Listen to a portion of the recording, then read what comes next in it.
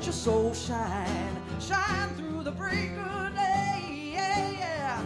Well, it's better than sunshine. It's much better than moonshine. Oh, you know what? It's even better than the sweet rain. Oh, you know people don't mind. We all feel this way sometime. You got to let your soul each and every day. You gotta let it shine. Yeah, shine. Let your soul shine today. Oh, oh, yeah, yeah. Oh, let your soul shine.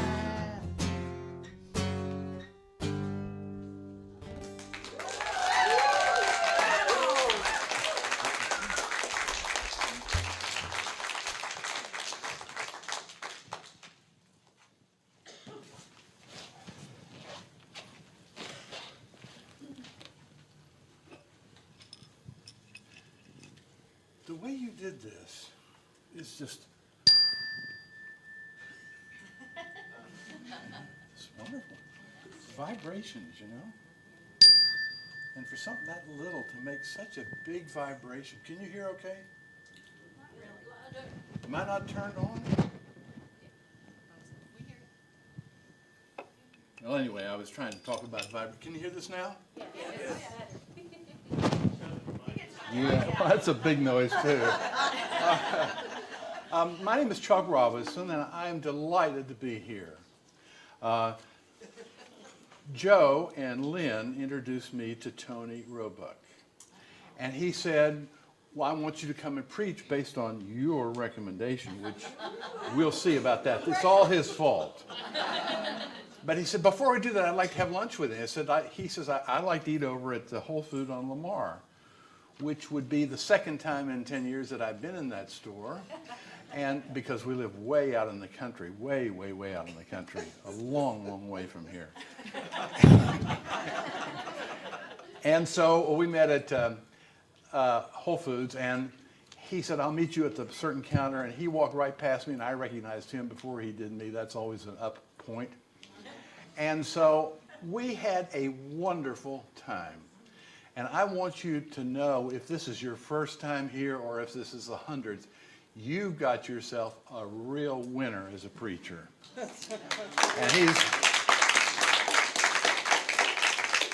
And like me, his path has wandered back and forth through a lot of things to get where he is. And I think that's one of the secrets to being effective is the more you wander and the more you learn and the more you're exposed to, the more likely you are to understand what other people are going through. At least that's my observation.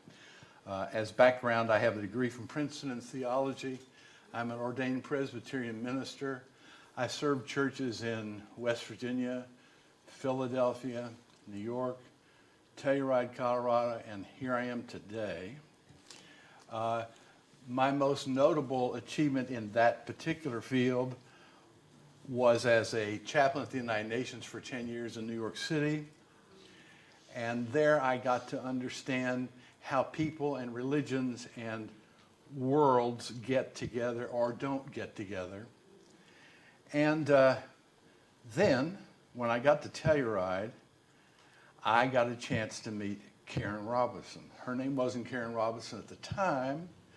Her name was Karen Balthrop, and it still is for people who know her.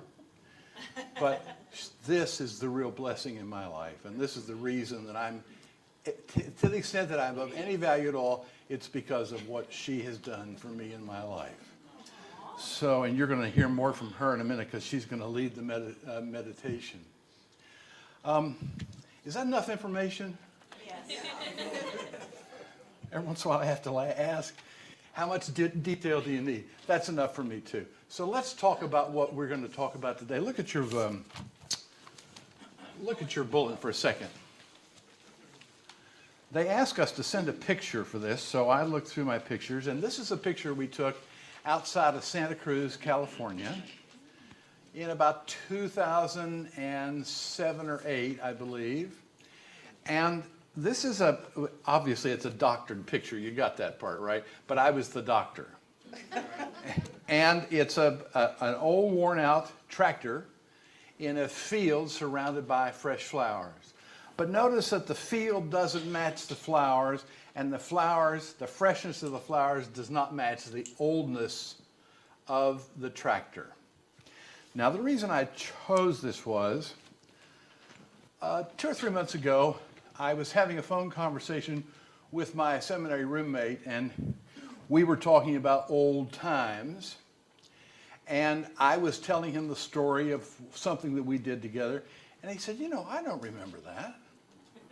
I said, well, I remember it just as clear as a bell. He said, well, I don't think that really happened that way. Now, none of you have ever had that conversation, right? Is that right? Nobody's had that? It's pretty common. And there's a reason for it. And that's what I want to talk to you about today.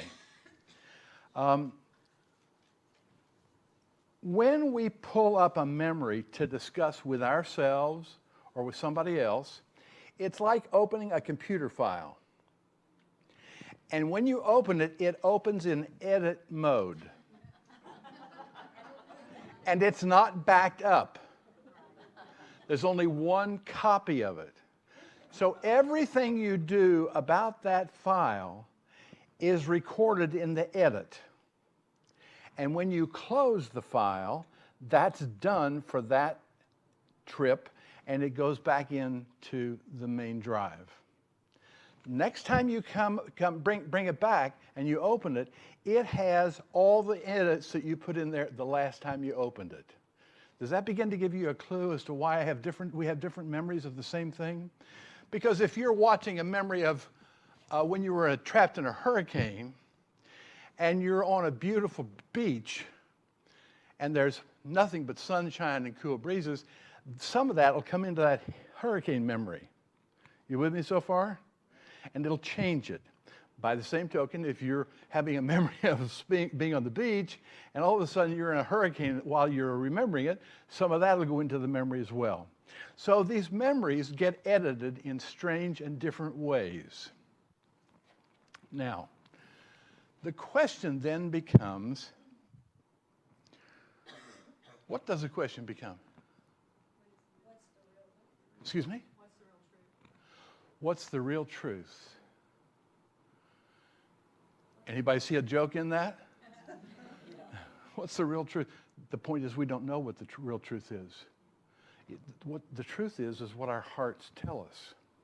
That's a really good question, but it's a question that I ask all the time. What is the truth? Because in the event you're wondering in the middle of this political thing that we're in, and I do mean thing, none of us know what the truth is. So just get used to that, because you're going to see a lot more of that, and you've seen a lot of it all your life. That's just an aside. The question is, what is the truth? So here's what I have observed by talking with Tony. And that is that this business, now you're going to have to correct my pronunciation, but it's Ho'opono. Is that right? Ho'oponopono. Got it. Karen and I have a website called What If It Really Works? And for 13 years, we have been interviewing people who are working in new spirituality, new science, and consciousness studies. And one of the people we interviewed when we were doing just audio was Joe Vitale. And he lives right down the road, as you know, in Wimberley. And we had a really interesting time with him. And when he wrote this book, what's the title of it? Zero? Zero. So when he wrote that book about the experience of, say it for me? Ho'opono. He was expressing something that we all have to deal with all the time. What's the deal with forgiveness? Now, there are 100 parts of forgiveness, but this Ho'oponopono process seems to be universal. It can involve you, or it can involve me. I can forgive me, I can forgive you in that process.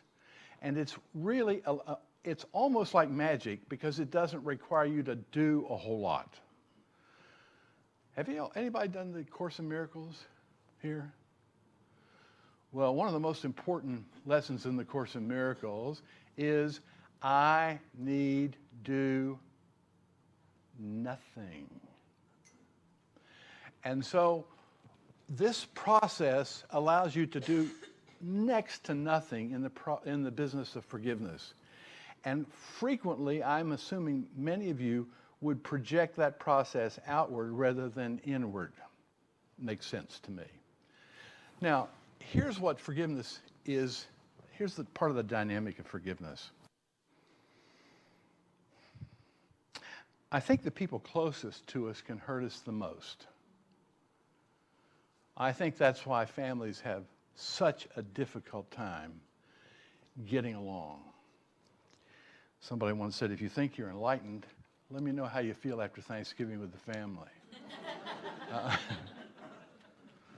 So I think our families can hurt us, but you know, people can also be hurt by somebody driving through a situation drunk and injuring a number of people. Somebody can pass a law or something that hurts people. There are all kinds of ways to get hurt. And it's not easy to let go of those. By the way, it's not easy to let go of those. You think you can. You try. It's like a little train, the engine that could. I think I can. I think I can. But you know what? It's not that easy to forgive somebody. It's not. Go ahead and accept that about yourself because it is, in fact, the truth. So, what do? You're doing this Ho'oponopono. Is that got it right? 3 more of those and I get a free ticket to Hawaii. You know that, right? But you do this, but I want to tell you something else about this because it answers lots of questions that I've had for a long time. I had the great good fortune to work with a man named Gopi Krishna, who died in 1984 at the age of 80, but he wrote 13 books, and he was the only person in the last century that channeled and wrote in his experience of the awakening of Kundalini over a 17-year period about the entire experience. And it's in English. It's the only one in English. And what he says is brilliant. The title of his experience was called Living with Kundalini, in case you're looking for the book, Living with Kundalini by Gopi Krishna. It will tell you more about Kundalini and the evolutionary force than you've learned so far and the purpose of it. So I got a chance to work with Gopi Krishna. And in one of his books called Secrets of Kundalini in Panchastavi, he wrote in the early 70s about the fact that it's very difficult for science at that time to understand how karma, does everybody understand or kind of believe or you know a little bit about karma? It's like an account you've got in a bank and all the stuff you withdraw sooner or later has to be balanced by whatever you put back in, concept. So what he was saying at that particular time was we don't understand how the effects of karma can be transferred from one generation to the next through what biological process? It's not just, thoughts. There's a biology to what goes on in karma. I'm sure you've thought of that. So that question has been on the table for quite a while. Nobody seemed to have an answer. Well, a couple of years ago, we experienced the constellation. Has anybody heard about the constellation? Well, you're going to love this. You're going to want to do this. This is a process, and there are a couple of people here in Austin that practice this. Family constellation, I guess that's the correct word. And there are a couple of people that practice this, but if you have an issue with your family, any issue, you can ask that a constellation be held for you, and what happens is you become like the author and the star of the story, but you can have as many people in your family that are involved in this constellation by proxy. So you can have it, and then the leader will invite 5 or 6 or 10 people to be your mother and your father and your sister and your uncle and your grandparents and all this, and they play those roles. This is not role playing. This is where this gets really exciting. This is not role playing. This is something else entirely different, and I've seen it enough times to know that it's real. Here's what happens. You go into a room, you sit down, and you get your part assigned to you. Somehow or another, for some reason, I don't know why, because nobody would ever believe that I'm not 18, but I always get the grandfather role assigned to me.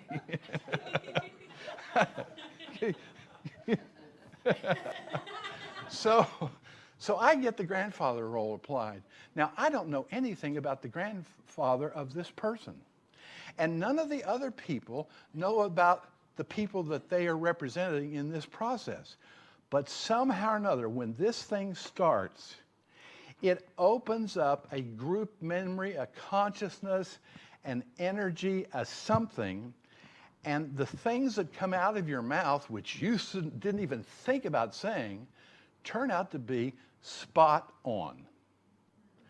And the person that goes through this is going, wow, because they begin to realize, even though it's coming through the ethers, and that might be weird for some of you, but it really is there. Even though it's coming through the ethers, it's revealing something to the person that's the subject that they never knew about their family members. It's stunning. Family constellation, write that down. Now, what happens in that case is things come up that are inside the memory of the subject, but also in the group consciousness. Now, one of the things we discovered in this was that many of the people that go to this have some sort of tragic event in their family history. My grandmother was hospitalized when I was 8 months old and had one of the first frontal lobotomies. She was written up about, she was famous, and she was a vegetable for the rest of her life. She was at parties, she ate well, she dressed well, but she was a vegetable. Well, that's in my memory. I don't remember anybody that I've been told about in our family that was killed or killed somebody. I don't remember anybody that went to war, although we lived through the Civil War, so I guess we did. Somebody did. But the Bible will tell you that the sins of the fathers are visited upon the sons until the seventh generation. So what that seems to indicate, if there's any validity in that or not, and you know, the fun part about the Bible is the more science you get, the more you discover that there's a lot of truth there that we pretend like was just stuff. No, really. Yeah. So this business of things happening to you that are a result of something that happened 7 generations back is pretty critical, although we may not even know about it. You may not know all the history of 7 generations of your family. Fair to say you probably don't. But your body knows. And what happened was when they started the Human Genome Project in 1990, I believe it was 1990, they knew in advance that there were going to be about 125,000 genes, and all they had to do was just program them through, computerize them, and they'll know what each gene was for. And sure enough, it worked. They started figuring out what just gene did, just this gene did, blah, blah, blah, blah, blah. And they got all the way up to 24,500 genes. And the computer said, okay, that's it, you're finished. And everybody said, wait a minute, there are 100,000 genes left. And they said, well, sorry, looks like junk. So there was 100,000 junk genes running around in your DNA. Now, does that make any sense to anybody? Does it make any sense at all?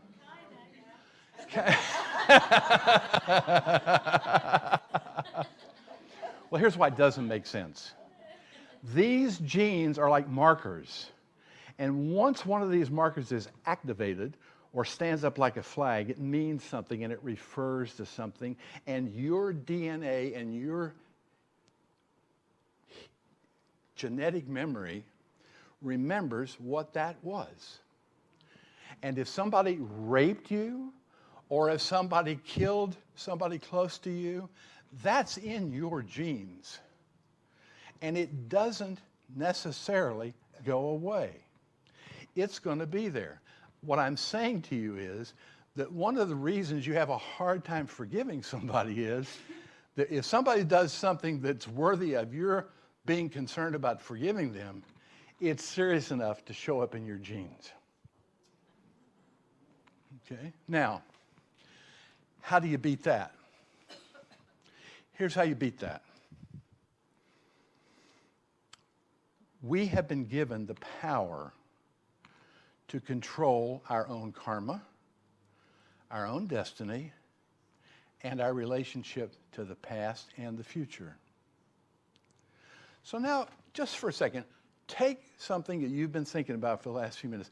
Take one of the worst things that you've ever experienced.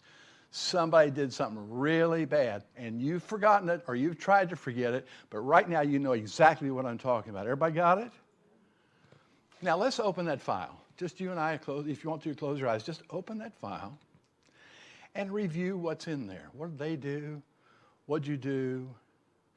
Who got hurt? How painful was it? How many trips to the hospital? How many times did you have to go out and get drunk to get over it?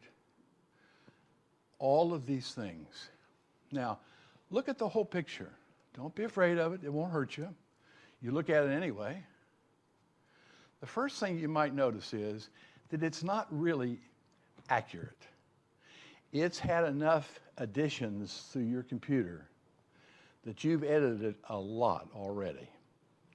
Somebody that was there with you wanted to remember that experience, whatever it was, they might tell you a totally different story.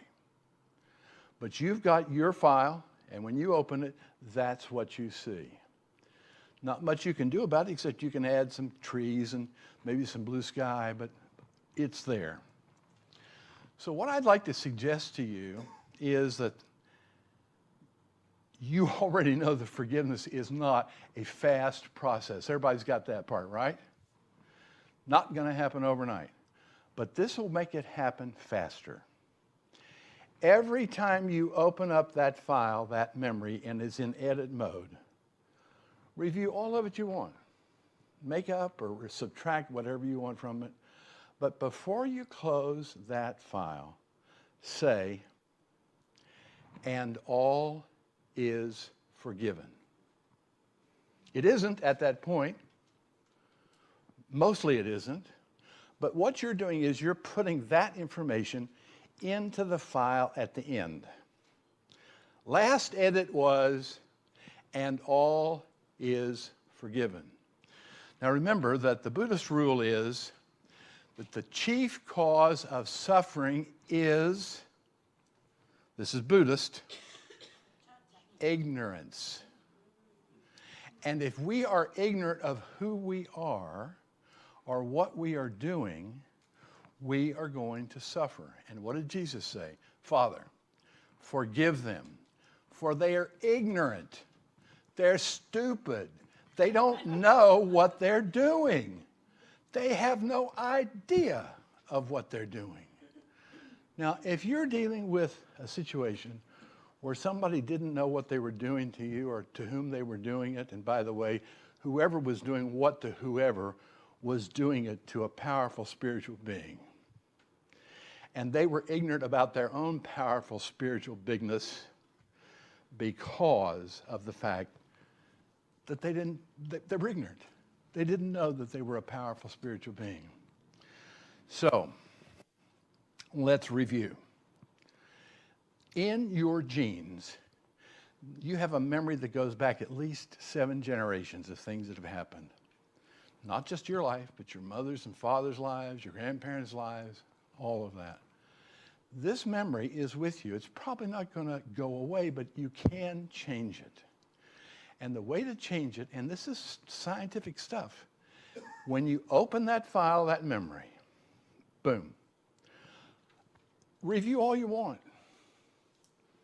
Review what it was like when you saw that car coming straight at you in your lane at 65 miles an hour. Whatever it is. And at the end of it say, and all is forgiven. We heard a talk a week ago or so, a couple weeks ago, by a man who's had 6 past near-death experiences.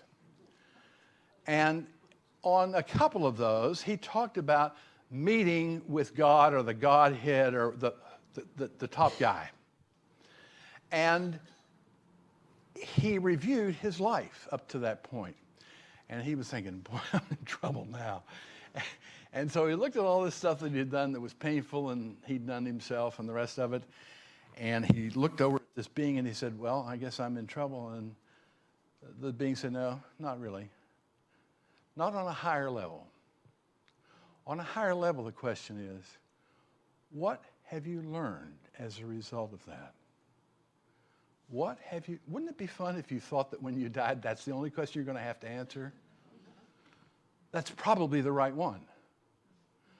Because if the stuff that I'm seeing and believing and observing is true, this isn't the first pass we've had on earth, not any of us. And we come back and we come back and we come back. Groundhog Day may have been the most important movie of the 20th century.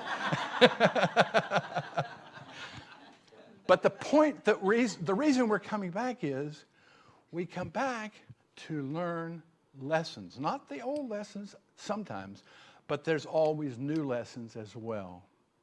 And one of the lessons that we apparently have to learn every time is, how in the world am I going to forget that SOB?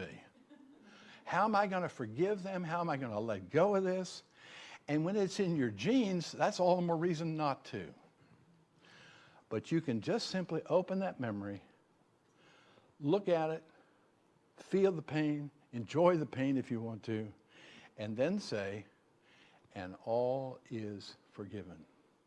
And by the way, if you do that, that will be the truth. Thank you.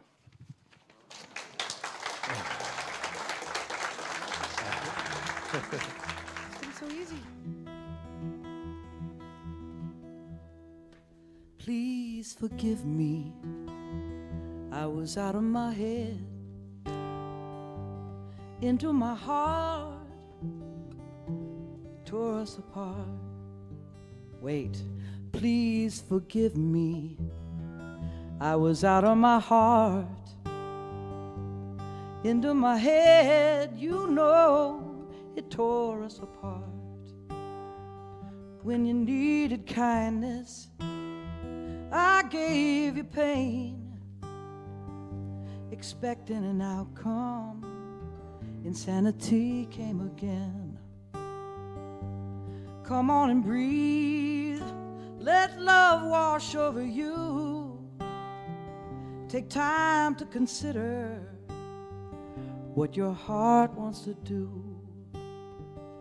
Just breathe. Let love wash over you. Breathe in forgiveness.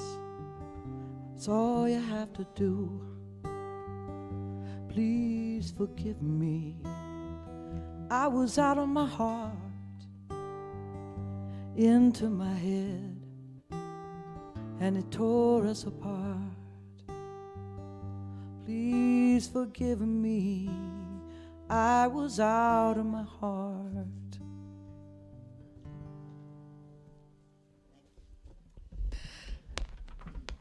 This angel wrote this song for this day. So it's beautiful. It's beautiful. I see with the eyes of love. I'm understanding, compassionate, and forgiving. One of the best things I can do for my health and well-being is to forgive. Holding on to negative thoughts or feelings only hurt me, not the person who offended me. Forgiveness opens the way for good to flow in and through me. It stimulates physical, mental, and emotional healing. In the stillness of prayer, I declare the deep desire of my heart to forgive and to be forgiven. I open to divine love, knowing that love rises above any perceived hurt. When I see others through eyes of love, I am filled with compassion and understanding. I send out thoughts of love and forgiveness. I let go of hurt and let divine love guide everything I do and say. I see with the eyes of love because I am an expression of God. Do not condemn, and you will not be condemned. Forgive, and you will be forgiven. Luke 6:37. So I invite you now, if you have any issues in your life that you would like to forgive, or you would like to be able to forgive somebody else, or anything else that's going on, if you'd like to just take that into your heart and know that as you go in, you fill that person with love. You just send out a stream of beautiful, peak, loving light from your heart to theirs. And know that we are all one. And when we are forgiving one, we are forgiving us, ourselves.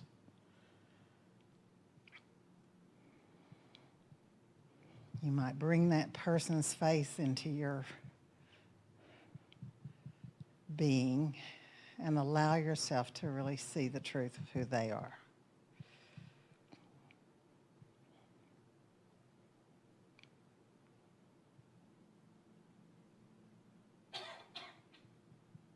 And then just let it go. It is forgiven.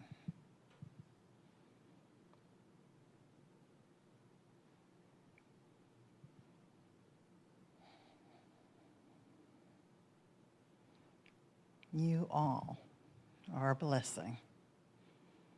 Your hearts are filled with love and kindness and purity.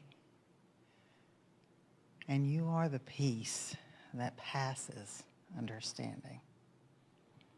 Remember that peace. Remember that love. Remember who you are. And so it is.